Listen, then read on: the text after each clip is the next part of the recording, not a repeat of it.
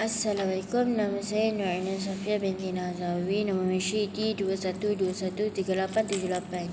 Saya ingin memberitakan tentang pengasas teori tingkah laku. Pengasas teori tingkah laku ada 3, iaitu Skinner, B.F. Skinner, Ivan Pavlov dan Albert Bandura. Yang pertama adalah Skinner. Skinner telah dianugerahkan ijazah Doktor Falsafah di dalam bidang psikologi di Universiti Harvard pada tahun 1913. Skinner juga menjalankan tugas pengajarannya di beberapa buah universiti dan kemudiannya kembali berkhidmat di Universiti Harvard di United States. Beliau juga mempunyai 2 orang anak perempuan, iaitu seorang daripadanya adalah ahli psikologi pendidikan, iaitu manakala seorang lagi di dalam bidang artistik. Skinner juga boleh dikatakan bapa, iaitu pendekatan tingkah lakunya di dalam bidang psikologi. Skinner juga mengiktiraf kewujudan perasaan dan pemikiran, iaitu bagaimana beliau menafikan bahawa 2 aspek ini menjadi punca kepada tingkah laku manusia. Skinner juga kebanyakannya hasil kerja Skinner adalah berbentuk eksperimen yang dijalankan di makmal dengan ramai ahli di dalam bidang ini. Ia juga mengaplikasikan idenya untuk digunakan di dalam pengajaran pengurusan masalah adalah manusia dan untuk membuat perancangan sosial. Pengasas teori yang kedua tingkah laku ialah Albert Bandura.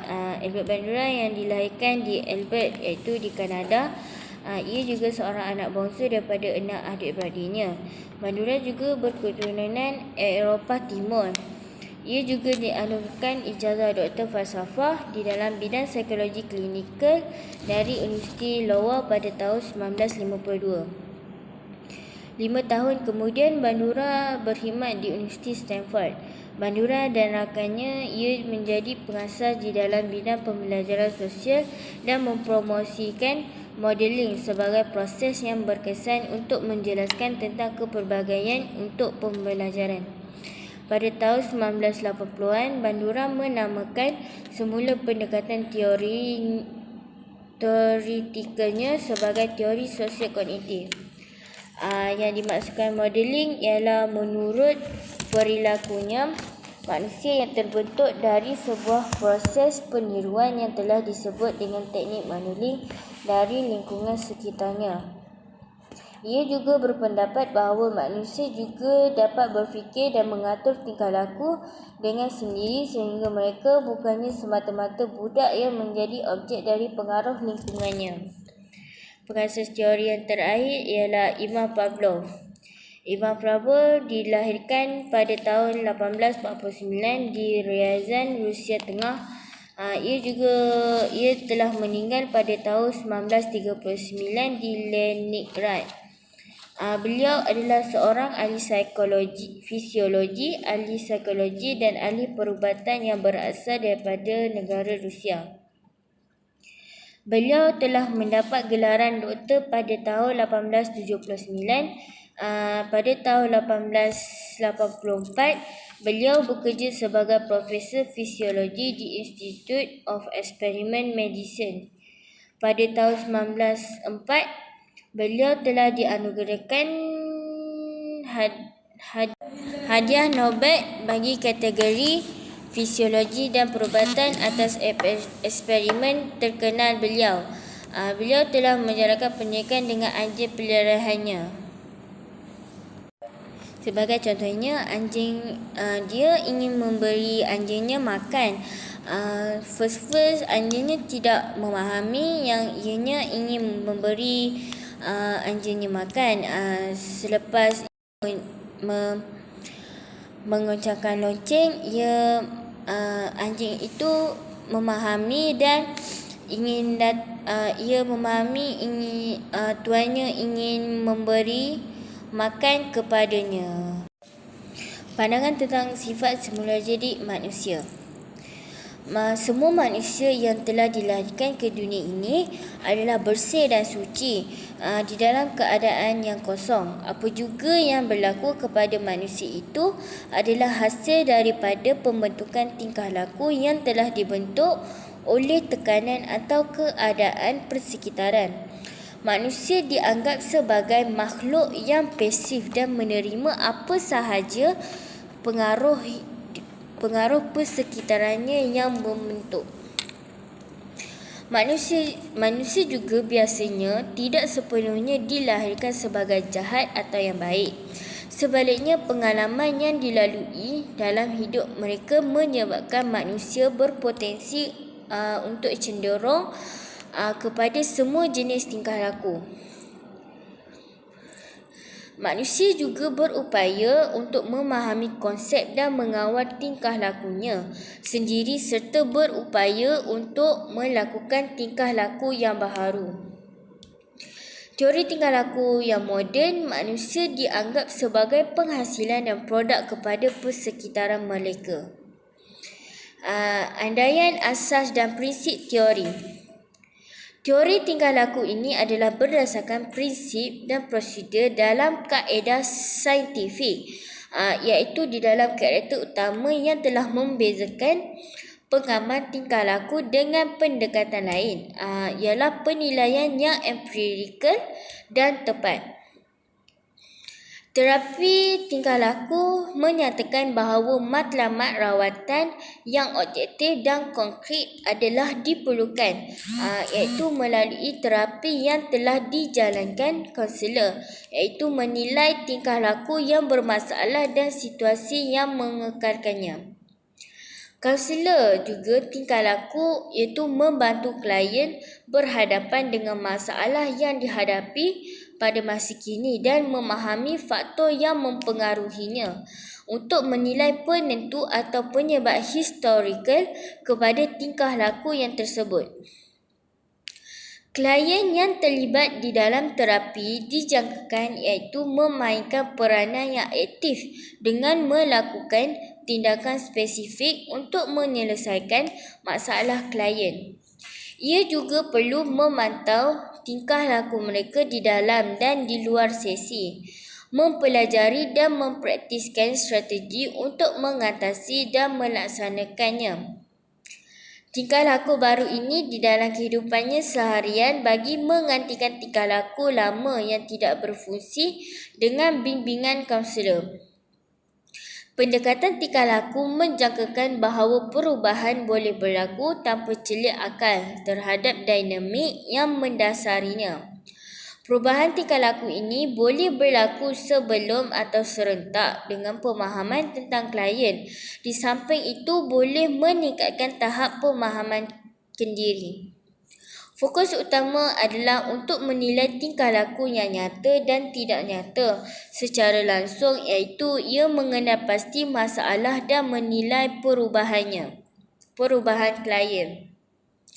Intervensi rawatan tingkah laku dibuat secara individu bergantung kepada masalah yang dialami oleh klien dan kesesuaian rawatan dengan klien. Beberapa teknik mungkin digunakan untuk merawat masalah satu-satu klien. Seterusnya saya akan menerangkan mengenai matlamat terapi. Dalam poin pertama iaitu menggalakkan perkembangan peribadi klien dengan membantu mereka untuk menjadi berani dan menyedari potensi diri mereka sendiri lebih tulen atau sebenar dalam interaksi harian mereka. Maksudnya kat sini, kaunselor ni membantu klien untuk menjadikan klien ni lebih berani dan sedar bahawa mereka ni ada potensi mereka tersendiri. Terdapat beberapa faktor yang menjadikan klien itu sendiri tidak berani. Antara faktor ni adalah faktor persekitaran, lepas tu trauma dan disebabkan oleh mungkin kisah silam diorang. Saya juga menyedarkan klien bahawa klien ni ada potensi diri mereka tersendiri, tetapi mereka ni tak nak menonjolkan potensi diri diorang, tak nak cabar diri diorang. Sebab diorang ni tak berani untuk tonjolkan diri diorang disebabkan trauma itu tadi. Seterusnya dalam poin kedua iaitu menggalakkan klien untuk bertanggungjawab terhadap pengalaman mereka sendiri dan melakukan tindakan dan bukannya menyalahkan orang lain seperti apa yang mereka berfikir. Klien juga diharapkan dapat memperbentukkan lagi tingkah laku bagi meningkatkan kekuatan dalaman mereka dan tidak terlalu bergantung pada orang lain walaupun meminta bantuan tidak dilihat sebagai sesuatu yang salah. Okey, maksudnya kat sini kan klien ni perlulah klien ni tak perlu menjadi individu yang selalu salahkan orang lain, sedangkan kesalahan itu datang daripada diri sendiri, tapi klien ni suka salahkan diri orang lain. Okey. Lepas tu klien ni juga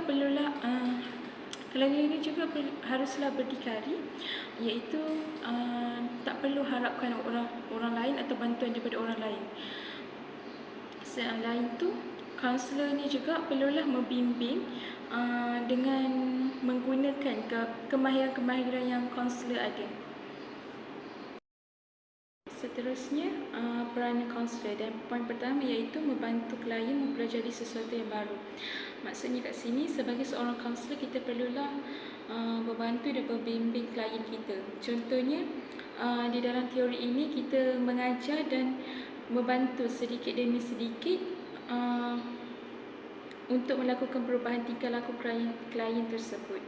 Selain itu, dalam poin kedua iaitu berperanan sebagai perunding, guru, penasihat dan fasilitator.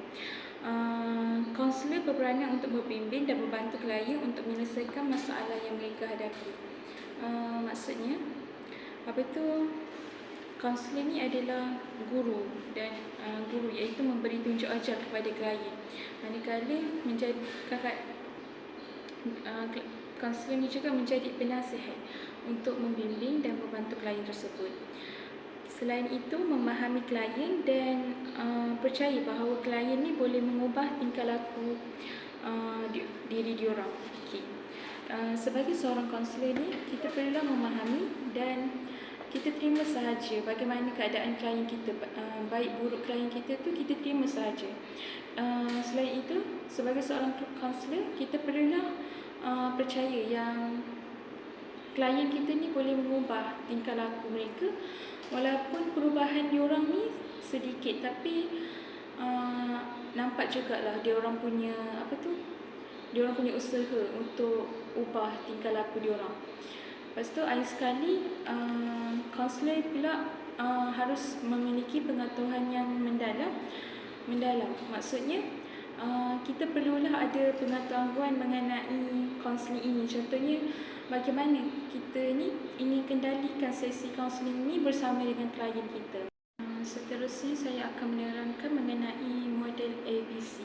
A adalah antecedents, iaitu merujuk kepada pilihan, peristiwa, keadaan yang berlaku sebelum tingkah laku. Manakala B ialah behavior, iaitu tingkah laku yang ingin diubah, iaitu diteguhkan atau dilemahkan. Akhir sekali C iaitu consequence, iaitu peristiwa yang muncul sebaik sahaja tingkah laku ni diperbuat. Okey, dekat sini saya akan beri contoh bagi A, B dengan C.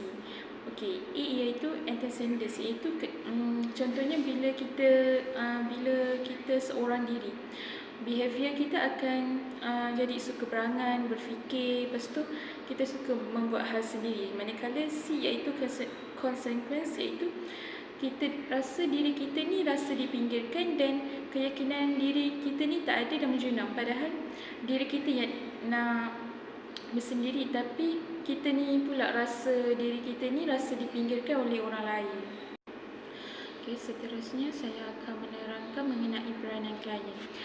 Dalam poin pertama, dia tulis kat situ, klien ni berperanan dalam terapi untuk menyiapkan tugasan yang diberikan semasa sesi kaunseling bersama kaunselor. Okey, maksudnya kat sini klien ni perlulah menyiap tugasan atau kerja rumah yang diberikan oleh kaunselor pada masa yang ditetapkan. Kebiasaannya kaunselor ni akan meminta kerja rumah atau tugasan yang diorang beri ni pada masa sesi kaunseling yang akan datang. Lepas tu, Dalam poin kedua, klien merasai pengalaman untuk melakukan aktiviti semasa kaunseling berlangsung, iaitu yang dibantu oleh kaunselor untuk mengaplikasikan teknik-teknik. Okey, maksudnya dekat sini kan, dalam sesi kaunseling ni, klien ni ada pengalaman melakukan aktiviti bersama, melakukan aktiviti. Contohnya, klien menyiapkan tugasan dan kerja rumah, dan selain itu menjawab soalan yang diberi oleh kaunselor.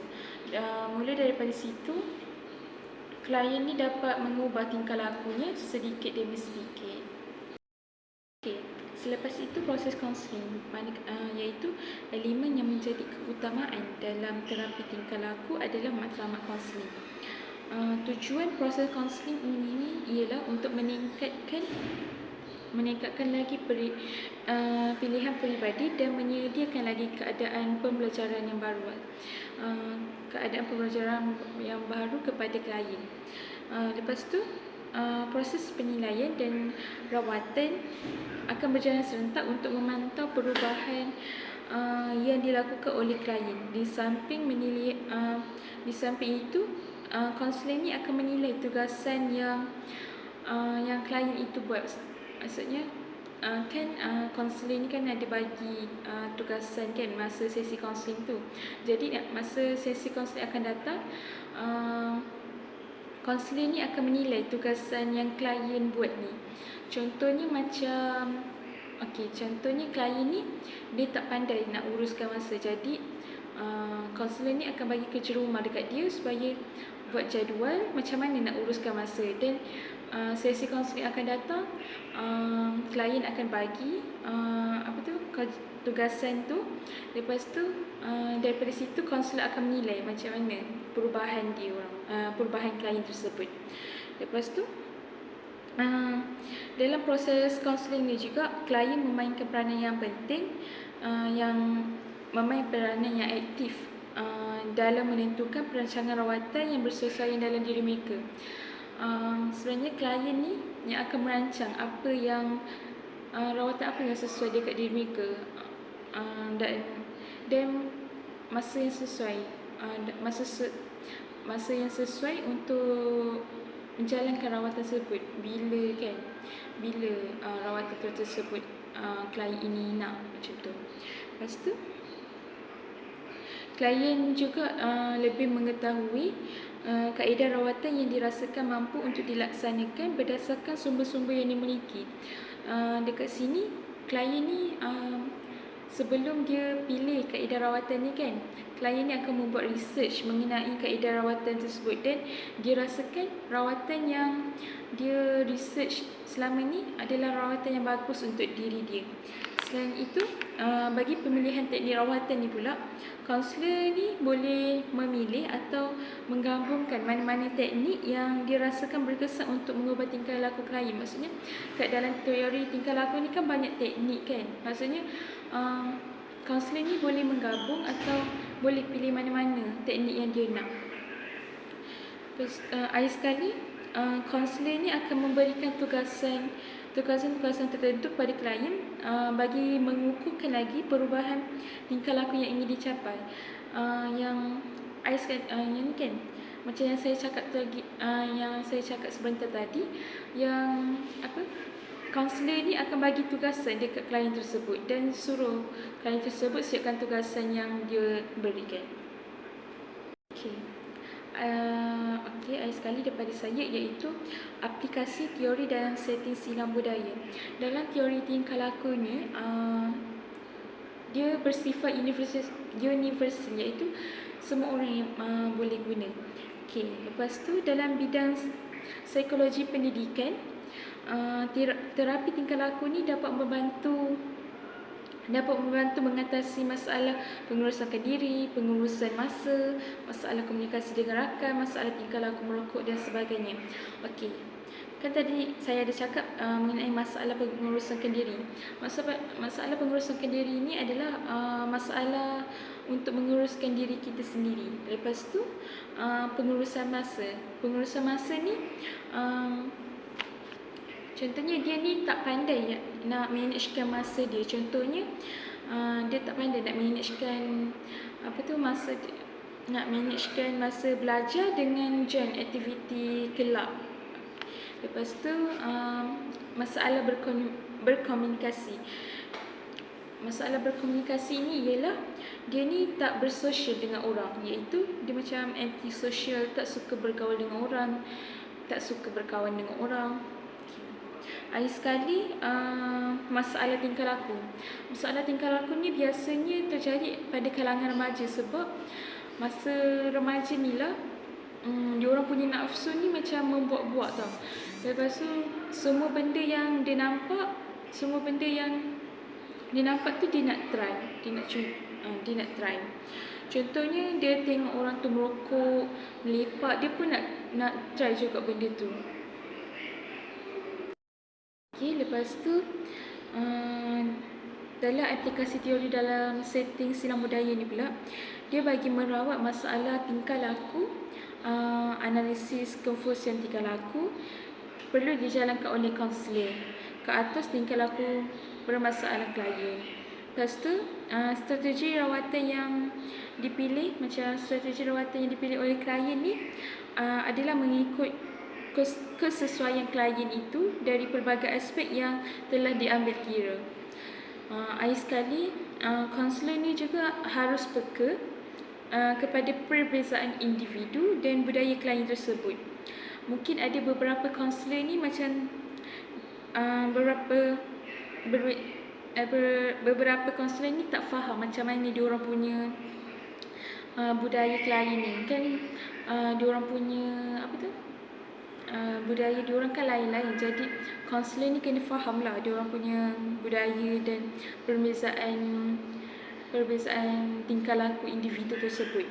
Lepas tu sensitiviti kaunselor ni juga terhadap aspek-aspek budaya dan persekitaran didapati mengiktirafkan perbezaan nilai dan budaya klien. Terima kasih. Itu saja.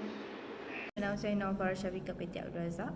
Dalam bahagian saya akan menceritakan tentang kelebihan dan kelemahan yang terdapat dalam teori tingkah laku. Yang pertama, kesanan teori ini dalam merawat masalah klien telah jelas terbukti menjadikan ia dapat diaplikasikan dengan lebih meluas dalam pengalaman terapeutik. Maksudnya di sini, kebesanan teori tingkah laku ni dia membantu dalam merawat masalah klien dengan lebih mudah. Seterusnya, memberi impak kejayaan sesi yang lebih besar merawat masalah klien. Maksudnya kat sini, selain daripada dia membantu dalam diaplikasikan dalam banyak teori untuk merawat masalah klien, dia juga memberi impak kejayaan dari segi sesi yang lebih besar. Maksudnya kat sekarang ni, melalui teori tingkah laku ni, kita dapat mengetahui mengenai impak kejayaan dalam sebuah sesi mengenai masalah yang dihadapi oleh klien. Seterusnya, pendekatan tingkah laku yang bersifat fleksibel juga membolehkan teori ini dapat integrasikan dengan pendekatan lain. Maksudnya sekarang, disebabkan pendekatan tingkah laku yang terdapat dalam teori ini menyebabkan dia bersifat fleksibel, membantu dalam dapat diintegrasikan dalam teori-teori yang lain. Okey, seterusnya teori ini mengambil kira faktor-faktor persekitaran klien yang menyumbang kepada masalah tingkah laku dan kesan tingkah laku tersebut. Maksudnya dekat sini, teori ini bukan sahaja mudah untuk diaplikasikan dekat klien, tapi dia juga mengambil kira tentang faktor-faktor persekitaran yang telah dihadapi oleh klien tersebut dalam menyumbang kepada masalah yang berlaku terhadap tingkah laku klien dan kesan yang dapat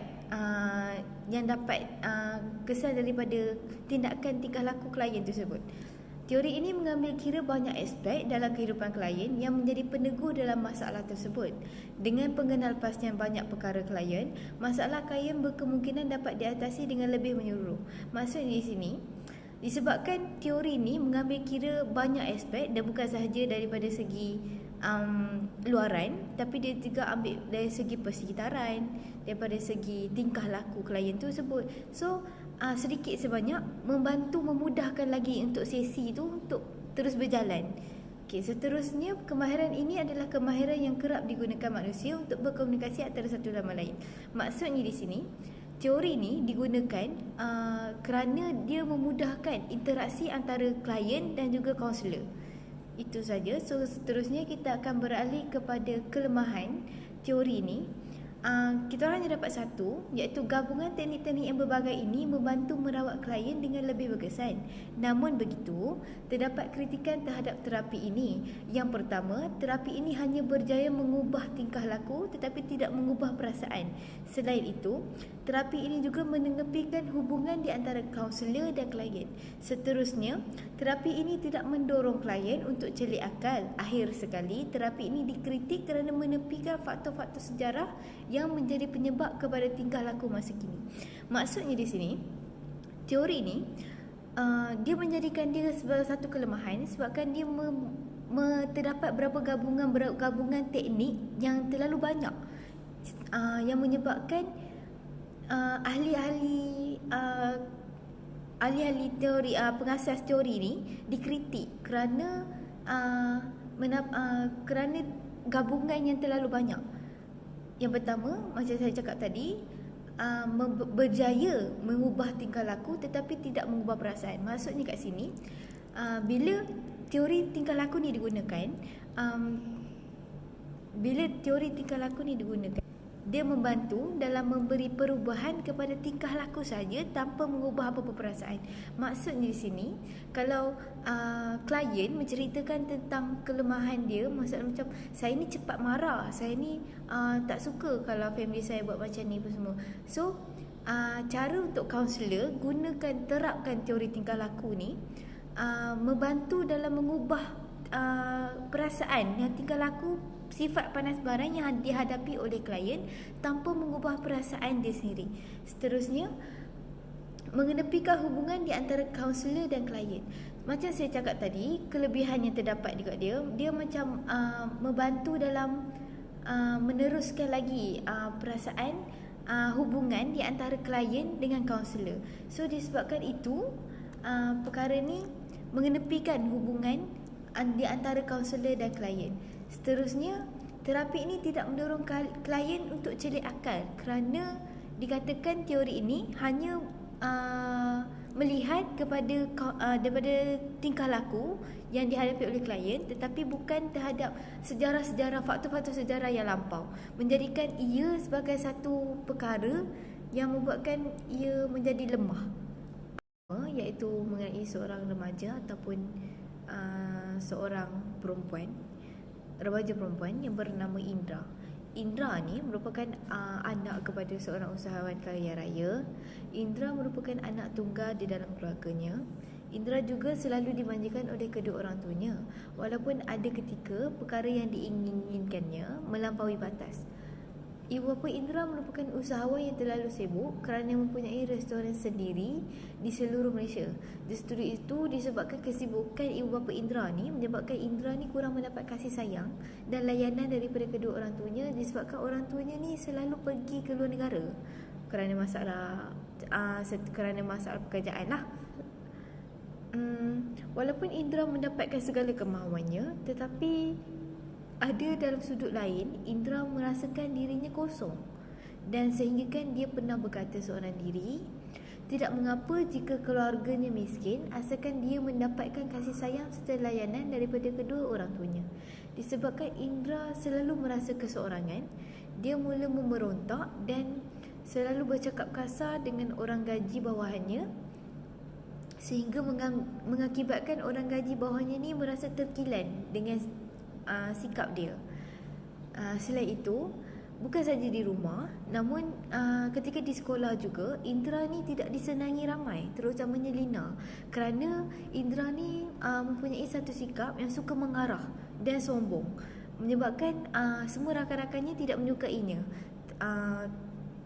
terutamanya Lina lah. Lina merupakan rakan sekelasnya. Pada suatu hari Indra tidak mengikat rambutnya ketika hadir ke sekolah. Disebabkan Lina ni tidak suka akan sifat Indra ni, dia telah mengadukan perbuatan Indra kepada salah seorang pengawas yang membuatkan Indra dihukum dan terpaksa menghadiri kelas di habis persekolahan, ketika selepas habis persekolahan.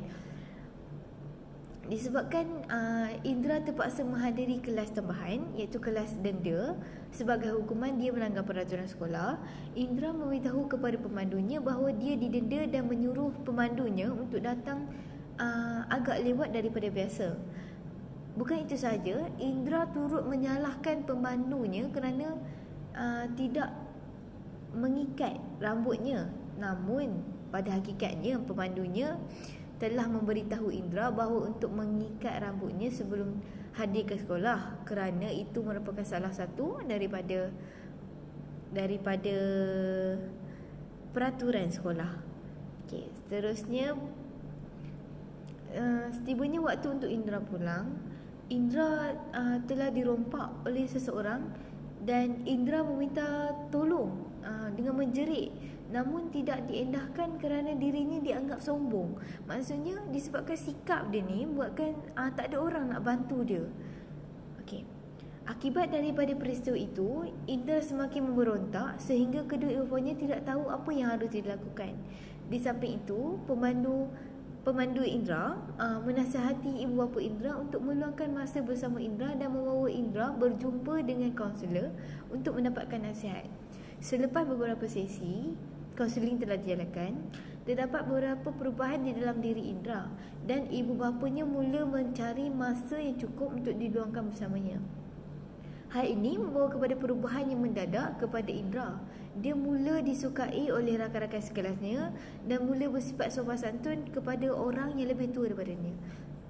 Okey, so seterusnya kita akan beralih kepada dialog. Ini adalah contoh dialog yang telah dikemukakan oleh klien, antara klien iaitu Indra dan kaunselor.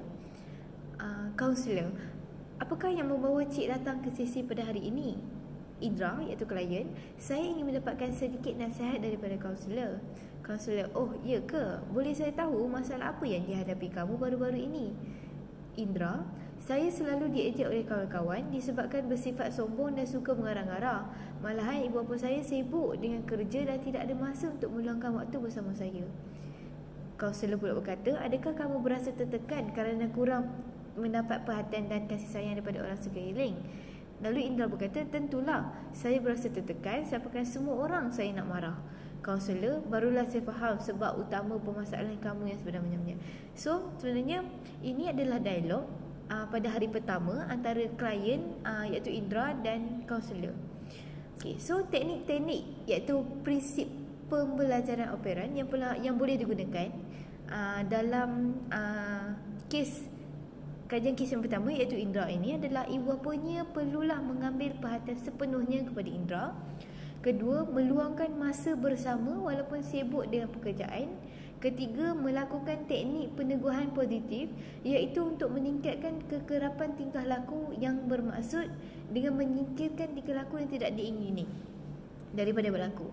Maksud dekat sini, kalau ibu bapa Indra memberi lebih perhatian kepada Indra dan Indra pula dapat sedikit sebanyak dapat membantu Indra dalam mengubah sikap tingkah laku yang berlaku dalam dirinya, disebabkan dia ni kurang mendapat kasih sayang daripada orang tuanya, disebabkan diri dia rasa kosong, membuatkan dia rasa kalau dia memberontak, membuatkan dia mendapat perhatian daripada semua orang. Namun sebenarnya disebabkan tindakannya itu memberi kesan yang negatif, bukan positif. So menyebabkan kalau teknik-teknik prinsip ni digunakan, contohnya kalau ibu bapa Indra ni memberi tumpuan dan perhatian kepada Indra sepenuhnya, mungkin sedikit sebanyak dapat membantu dalam mengubah cara Indra bertingkah laku. Ini jelas terbukti apabila dalam kajian kes tadi ada disebutkan selepas beberapa sesi kaunseling dijalankan, masing-masing sudah mengetahui, iaitu ibu bapa Indra juga telah mengetahui apa yang perlu dilakukan tentang masalah mereka, apa yang perlu dilakukan oleh Indra sendiri, membuatkan terdapat perubahan kepada tingkah laku Indra tu selepas beberapa sesi teori kaunseling tingkah laku ni digunakan. So maksudnya di sini teori tingkah laku ni memberi kesan kepada perubahan bukan sahaja kepada pemasalah klien, tapi kepada orang sekeliling dia juga. Itu sahaja daripada saya. Terima kasih. Assalamualaikum. Nama saya Ainul Kristina binti Zulfazli.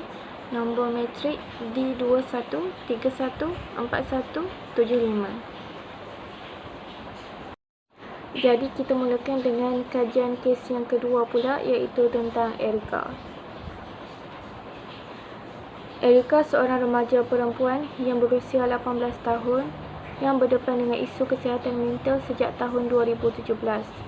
Puncanya berbeza-beza kerana ada sahaja sebab yang berlainan setiap tahun. Tapi sebab utamanya ialah persekitaran dan trauma yang dialami sewaktu kecil.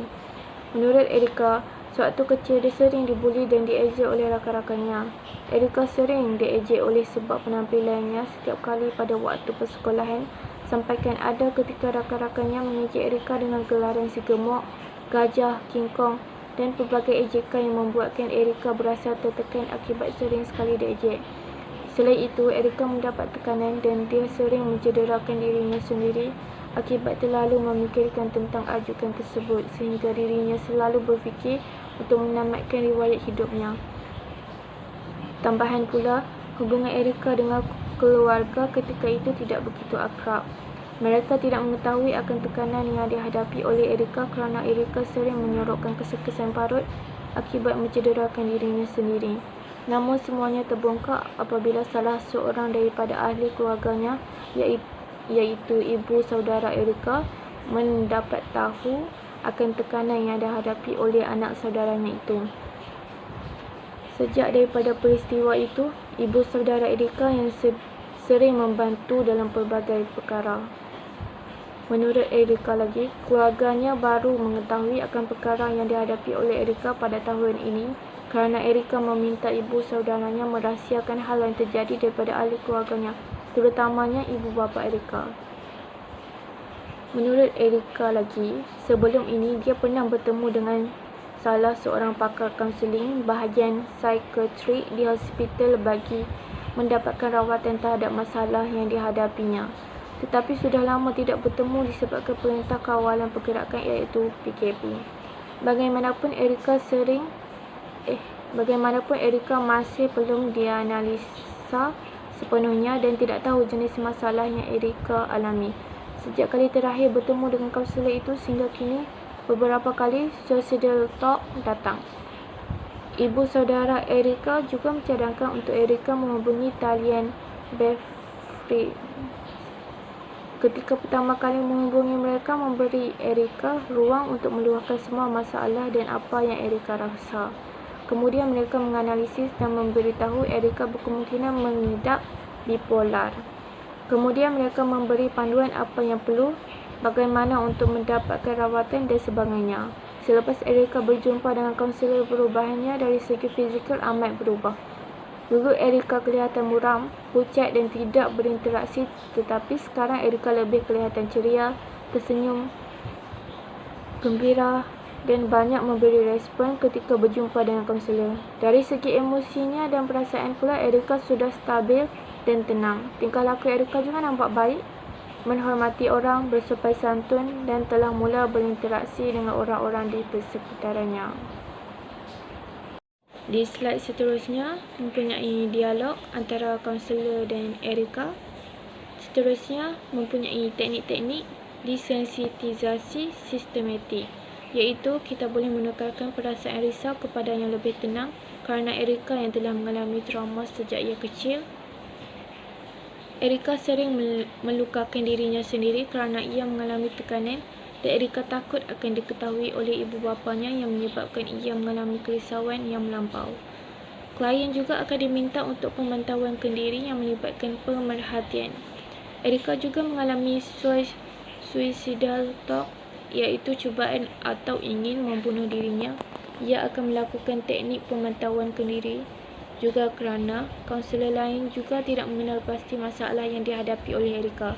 Oleh sebab itu, ia perlu dan memerlukan pemerhatian sepanjang rawatan yang dilaluinya. Jadi untuk slide yang terakhir kita mempunyai rumusan. Pendekatan tingkah laku juga boleh dianggap sebagai pendekatan yang fleksibel, iaitu kaunselor boleh mengintegrasikan pelbagai teknik perawatan klien untuk merawat masalah tingkah laku klien mengikut kesesuaian klien. Keunikan teori ini yang mengambil kira faktor-faktor persekitaran klien yang menyumbang pada masalah kesan tingkah laku tersebut terhadap persekitaran menjadikan teori ini sesuai untuk diaplikasikan kepada klien yang datang dari pelbagai latar belakang budaya dan persekitaran yang berbeza. Bab ini telah membincangkan perkara-perkara yang berkaitan tentang teori tingkah laku.